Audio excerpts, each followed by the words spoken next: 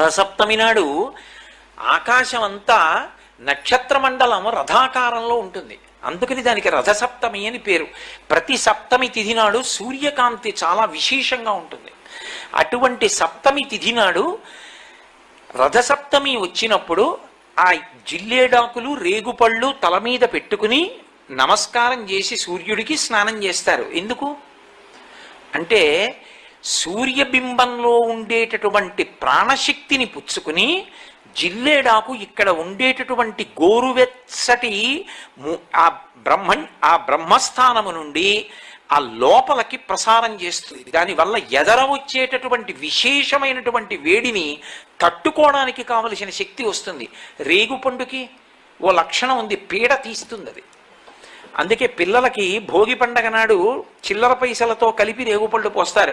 భోగి పీడ పోయింది వాళ్ళకి అని. అంటే వాళ్ళకి ఆ పీడ పోతే వాడు భోగం అనుభవించడానికి యోగ్యుడవుతాడు, ఆ తేజస్సు నిలబడుతుంది. ఈ లోకాన్నంతటినీ చెక్కేవాడు ఎవరంటే సూర్యనారాయణమూర్తి. అంతటి మహానుభావుడు లోకంలో లేడు. అటువంటి బింబాన్ని మాంసనేత్రంతో చూడడానికి అనువైనది సూర్యబింబం ఒక్కటే. ఏ ఇతర భగవత్ స్వరూపాన్ని మాంసనేత్రంతో చూడడం కుదరదు.